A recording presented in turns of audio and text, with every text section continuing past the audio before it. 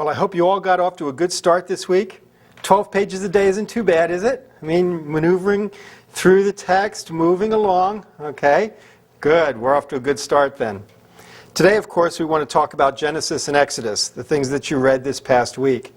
Some familiar stories there to some of you, maybe to others of you, some things that were new. But there's a big picture that we have to make sure that we understand. Notice where the text starts off. In the beginning, God created heavens and earth. We have here not just the story of how this world we live in began. This is a story of how God's presence first began. God creating a place that He is going to come to and dwell in. He's creating a dwelling place for Himself. And there's a lot of temple-type terminology that is included in this section as God is ready to come and make a dwelling place among the people that He creates to be there with Him. And so this is the beginning of the story of God's presence. And it's stage one, when we have the Garden of Eden set up, and God there, and people there, in good relationship, everything going smoothly. But then unfortunately, things begin to fall apart. Adam and Eve make a bad choice. They disobey the command. And the result of that is that they are driven out of God's presence. What a tremendous loss that is. The worst part of what we call the fall, of this beginning of sin, the worst part is not that they lost this beautiful garden setting with wonderful exotic trees and nice cool shade. This paradise, that's not the greatest loss. The greatest loss is to lose God's presence, to be driven out. Thus begins the history of our exile from God's presence. And thus begins the story of how God is going through a large-scale plan to reestablish His presence. That's the story of the Bible. And that's what is presented to us in these pages. As God embarks on this plan to come again and live among His people and be in relationship with us as He set it up to be. Now, as we move through chapters 1 through 11 of Genesis, we're going to see two tracks. And you probably picked them up as you read through it. Because on the one hand, we see that there's an advance of sin. That's the easiest to spot. From the disobedience of Adam and Eve, to Cain's murder of his brother Abel, to the flood where all of humankind was wiped out except Noah and his family, and to the Tower of Babel. We could see the narratives moving from one offense to another. There's another track that might not have been as easy for you to see, and that is the track of blessing. Remember in chapter 1, right after God created people, He blessed them and He said, "Be fruitful and multiply, fill the earth." Talked about subduing and ruling the earth. Talked about having food to eat. This is the blessing, and that's the other track that is following in Genesis 1 through 11. Because this blessing track shows up in places like the genealogies. Just stumble a little as you read through the genealogies. A little tough sledding there, but they were short. But see, the reason those are there is because they show the blessings working. They are being fruitful and multiplying. But yet there's also the impact of sin. And He died, and He died, and He died. Because with sin, death entered the scene. So in Genesis 1 through 11, we track these two alongside of each other. And all of this is working toward a particular endpoint. That endpoint comes with the story of the Tower of Babel in chapter 11. Sometimes this story is misunderstood. Since the people are building a tower up into the heavens, we've often thought that that means that they want to get there. They want to go up. But that's not what's going on there. These towers were built for the gods to come down. for deity to come down. They were usually built next to a temple, where the deity would come down the tower from the heavens and then enter the temple and be worshipped. What we have in chapter 11, the Tower of Babel, is an attempt by the people there to reestablish God's presence. But it's by their own initiative, and it's the wrong way, with the wrong concepts. What that means is that when we get to that section, the end of that section in chapter 11, not only has sin progressed through various stages, but now also we see that they have lost and distorted the knowledge of God. And so it is that in the back part of the book, chapters 12 through 50, God is going to initiate a plan to reveal himself anew to people who have lost the knowledge of him. He's going to do that by means of what we call the covenant. And you saw that referred to as you read. Chapter 12 is the first statement of it, where God singles out Abraham and talks about making a covenant with him. Now, a covenant is just an agreement, and agreements can be of various sorts. But what's going on in this covenant is that God is going to bring blessing to the whole world through Abraham and his family. What kind of blessing is that? The blessing that God is going to bring through Abraham and his family is the blessing of God's presence. It's the blessing of God's revelation. Through Abraham and his family, God is going to make himself known to the world. And we will all have the privilege of coming to know God because of this covenant agreement with Abraham and his family. If you think about that with the covenant, that'll give you kind of a good understanding of how we're going to move through all of these pages of Scripture, because the covenant is a key theme alongside of the presence of God. It's through the covenant that God is going to reveal himself. So, you've got Genesis in view now. Chapters 1 through 11 is talking about why there was a need for God to reveal himself. How sin had progressed and people had lost the knowledge of God. Chapters 1 through 11, the need. Chapters 12 through 50, the solution. God embarking on a program, taking the initiative to reveal himself to this world. Now, when we get to this story of the covenant then in chapters 12 through 50, we have our two tracks that we're picking up again. And it still has to do with blessing and with sin in a little bit different way. The blessing now is not just the general blessing, be fruitful and multiply, from chapter 1, but it's now the covenant blessing. God will help him be fruitful and multiply. He'll give him a big family. He'll give him a land where they can grow food. Same ideas, but now there are promises connected to it, not just privileges. There are promises. And it's going to track that blessing side, and all through Genesis 12 through 50, we're going to see the development of that whole idea of this covenant blessing. Tracking alongside of it on the negative side of the ledger, instead of tracking the advance of sin, it's going to track the obstacles to the covenant. Now, as you read through that section, you probably picked up lots of those obstacles. The obstacles would involve things like Sarah was unable to have children. How are we going to have a big family if his wife can't have any children? Looks like it could be a problem. That's an obstacle. There are obstacles with regard to the land. That is this land, how is this land going to belong to them? That's an obstacle.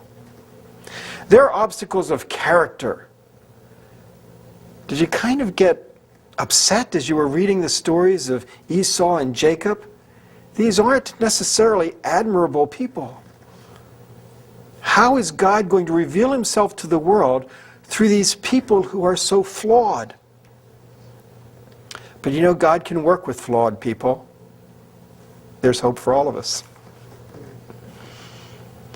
And so we find that there are numerous obstacles. Some of them can't be helped. Some of them are things that just happen. Sarah couldn't help it that she couldn't have children. Wasn't her fault. But there it was. And we find that God reveals himself as he overcomes these obstacles. When he overcomes Sarah's barrenness, She's reached the age of 90. You'd think it was kind of late by then. Not only has she been unable to have children, but now she's past the age when anybody has children.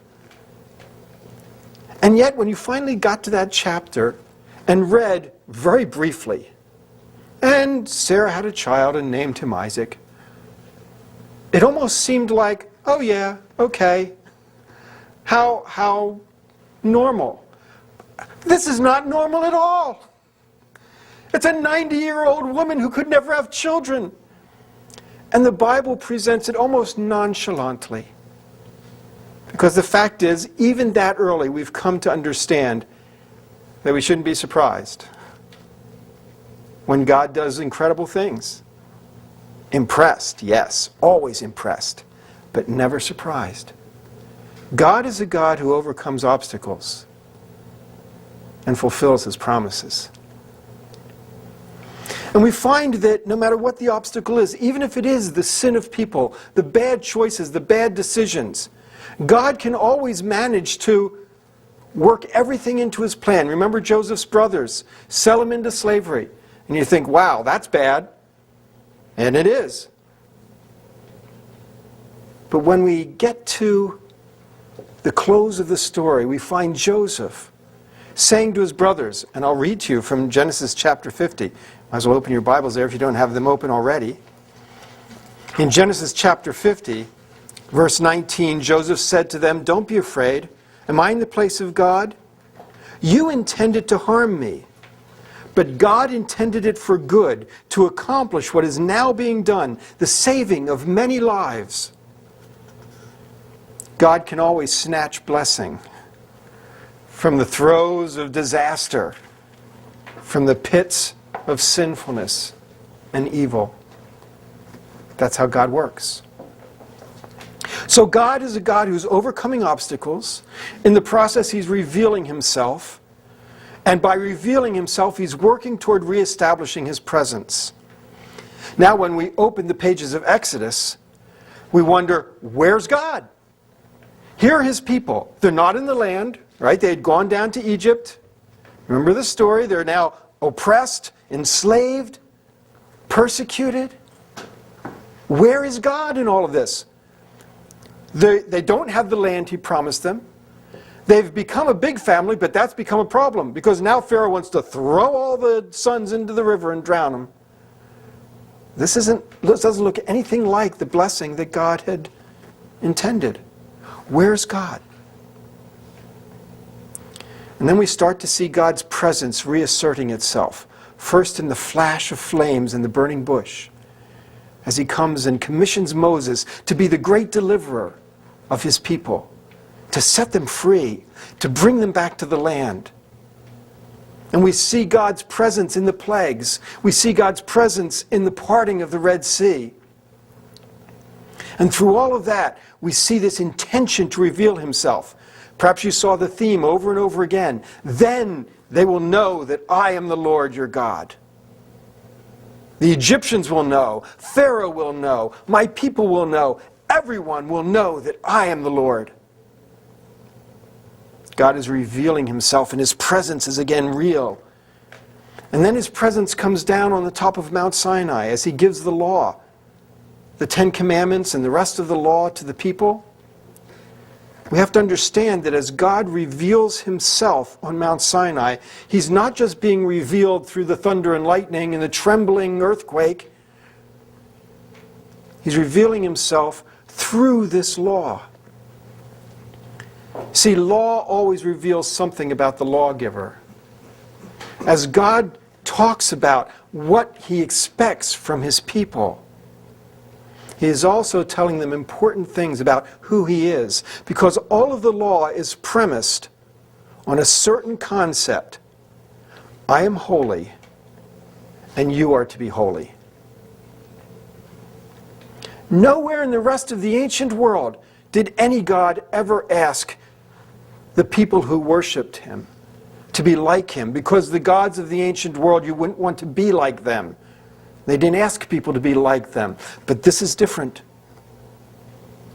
Yahweh, the God of heaven and earth, the God of Israel, says, that's what I expect of you. I expect you to be holy as I am holy. And so his presence has become manifest again as he delivers his people from slavery. His presence has come down on Mount Sinai as he has communicated to them how they can be in relationship with him. Then the last part of Exodus got a little tougher to read here, didn't it? Because here they're talking about all the detailed instructions for building the tabernacle. And you probably bogged down just a little bit when you got to that section. In the middle of that, they had all the instructions, and then they had that section about the golden calf. Do you remember that one? And what's very interesting there is that the golden calf comes about because the people are missing Moses. Moses had been the key to God's presence. He had been the mediator of God's presence to them. When Moses is gone, they feel like they're kind of disconnected. Their phone cord's been cut, and they don't know how in the world they're going to be able to communicate with this God. And so they build the calf, kind of as a replacement of Moses. Because Aaron says, after they finished, we're going to have a feast to Yahweh, the Lord. And when God is punishing the people for building that golden calf, he threatens to take his presence away from them. I can't go with you. If you're going to act like this, I can't go with you. And Moses said, if you don't go with us, there's no point going anywhere. God's presence was the issue. And God finally agrees to go with them, to go before them, to lead them. God's presence was the key. And so it proceeds with the story of the building of the tabernacle, because that was the means by which God's presence would be established. The tabernacle, and of course later it reflects itself in the temple that Solomon built, but the tabernacle is God's foothold in this world. That's the reestablishment. That's what the Tower of Babel did not do. That was an abortive attempt to bring God's presence in some sort of permanent way among the people. The tabernacle was God's initiative, and this is how God was to be treated. And that's how God's presence would come and be among his people. So he gave them the law to reveal himself to them. Then he gave them instructions for the tabernacle so that he could come and dwell in their midst. The law also instructed them how they should manage having God's presence in their midst, because that can sometimes get pretty tricky. And when we get to the very end of Exodus, we find that it ends on the point of God's presence. Exodus chapter 40, verse 34. Then the cloud covered the tent of meeting, and the glory of the Lord filled the tabernacle. And Moses could not enter the tent of meeting because the cloud had settled upon it, and the glory of the Lord filled the tabernacle. God's presence among his people, reestablished. An important juncture in all of history. God has come again to dwell among his people. A limited way, restricted place, restricted access, but there it was, a foothold again. God's presence among us. Now, as you read Leviticus, Numbers, and Deuteronomy over the next week, think of God's presence as you read, because these books are talking to us about how to cope with God's presence, how to manage it, how to handle it, how to treat it properly. Don't get lost in all of the detailed laws and legislation and regulations that you'll read. Try to keep that big picture that this is all about God's presence and how God will work in the midst of his people, and how they can act so that God's presence can be maintained there in their midst. That's what those books are about. And so keep that in mind as you read, and I hope it goes well for you. Stick with it. Okay? It's going to get a little slow. Most people who try to read through the Bible bog down in Leviticus and lose it. Don't be one of them. Stick with it. You can do it. Get through this. Keep God's presence in mind. And remember that as you read, you are encountering God. Think of it that way. He's helping us to know how to be in relationship with Him. Best wishes for this week, and I'll see you next week.